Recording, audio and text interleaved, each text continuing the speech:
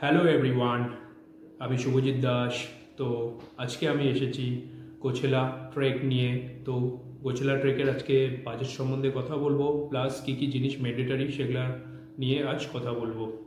তো গোছেলা ট্রেক আপনাকে কোনো এজেন্সির মাধ্যমে যেতে হবে, যেটা আপনি কলকাতাতেও আছে, ইয়াকসুমেও আছে, যে কোনো এজেন্সির থ্রুতে আপনি যেতে পারেন।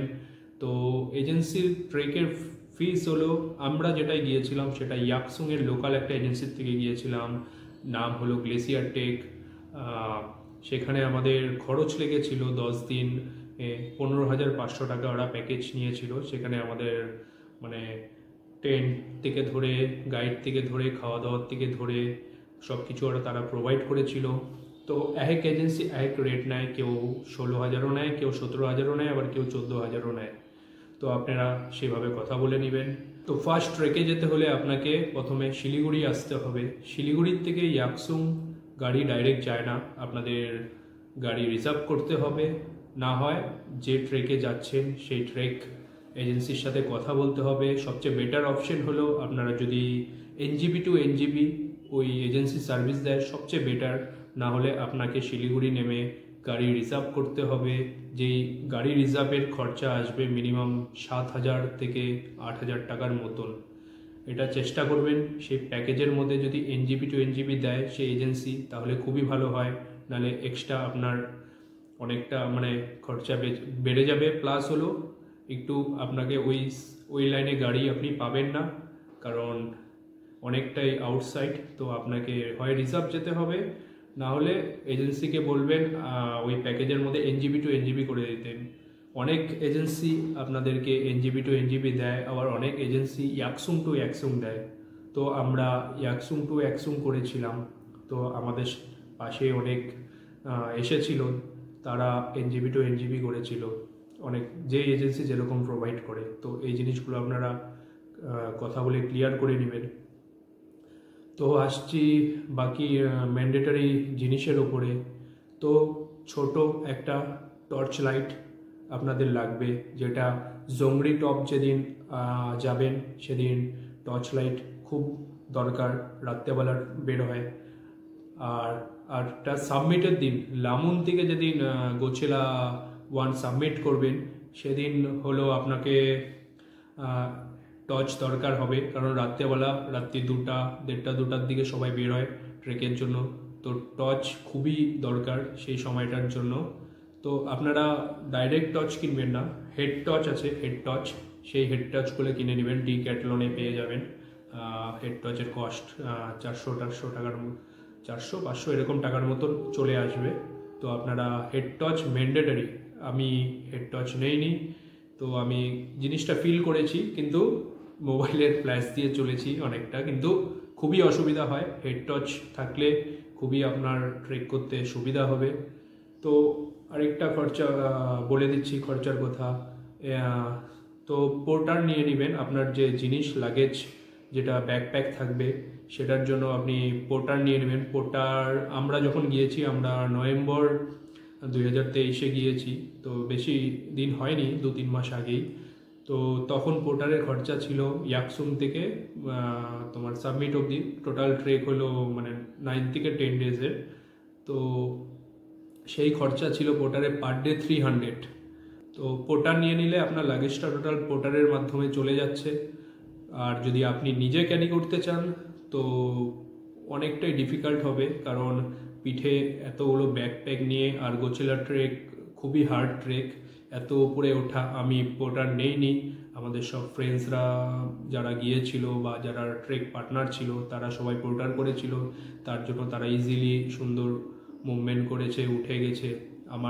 আমিও সাবমিট করেছি, কিন্তু আমার হালকা একটু প্রবলেম হয়েছিল, কারণ এত ওয়েট ক্যারি করে পিঠে ব্যাকপ্যাকে ক্যারি করে অতটা ওঠা। তো আপনারা চেষ্টা করবেন পোর্টার নিয়ে নেওয়ার। তো পার ডে 300 টাকা করে লাগবে, সেখানে 10 দিনে 3,000 টাকা করে লাগবে। আপনারা যদি 2জন থাকেন, এক ব্যাগে 2জন জিনিসপত্র শিফট করে দিবেন। তো ম্যান্ডেটরি জিনিসের মধ্যে ব্যাগে বেশি জিনিস রাখবেন না, 2টা টি শার্ট হলে এনাফ। আপনার জংরি অবধি যদি আপনি যে কোনো সিচুয়েশন যান জংলি অবধি আপনি নর্মাল টি শার্ট পরে ট্রেক করতে পারবেন। জংলির পর থেকে আর টি শার্টে কাজ দেবে না, আপনাকে আপনার ঠান্ডার জিনিসপত্র কিনতে হবে। সেই ঠান্ডার জিনিসপত্রের মধ্যে ম্যান্ডেটারি যে জিনিস, একটা ভালো জ্যাকেট লাগবে যেটা আপনার -10 degree temperature, -15 degree temperature control করতে পারে।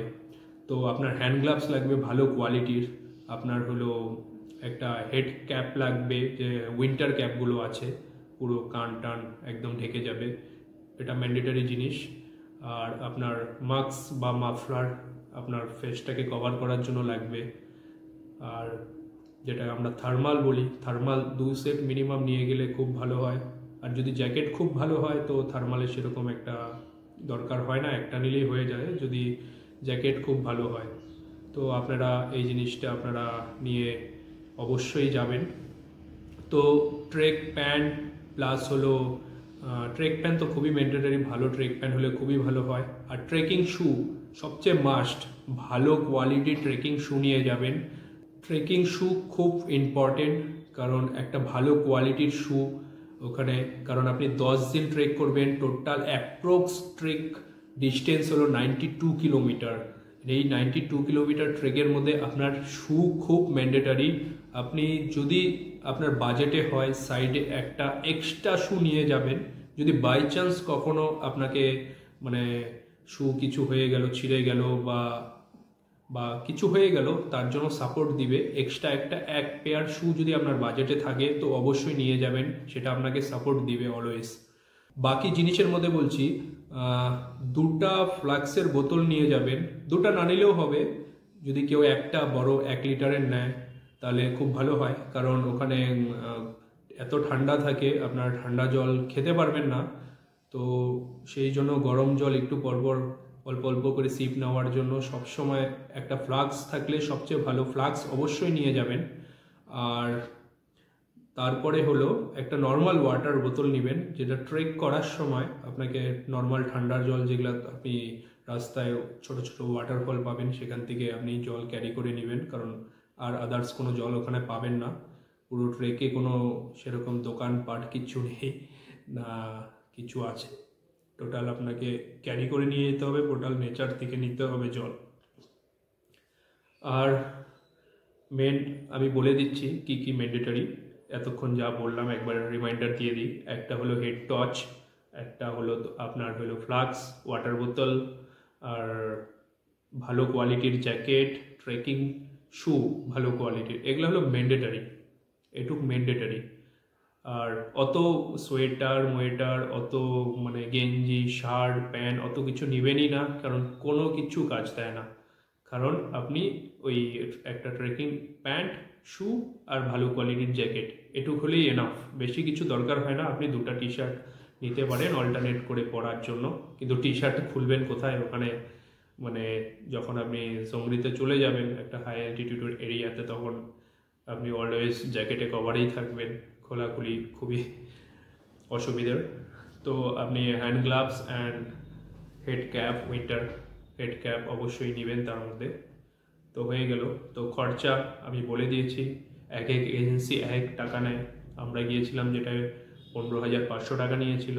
তো আপনারা যে এজেন্সির থ্রুতে যাবেন কথা বলে নেবেন, কিন্তু ম্যান্ডেটারি আপনারা এটা কথা বলে নেবেন সেই এজেন্সি যদি আপনাদের NGP টু NGP সার্ভিস দেয়, কারণ এই একসং ডাইরেক্ট কোনো গাড়ি নেই। শিলিগুড়ি এসে আপনারা যদি রিজার্ভ না করেন তাহলে একটু প্রবলেম হবে। এখন আপনারা ধরুন 1জন আছেন বা 2জন আছেন, সেটা আপনারা যদি একসং অবধি যান 7,500 8,000 টাকা দিয়ে, কস্টিং প্রচুর বেশি পড়ে যাবে।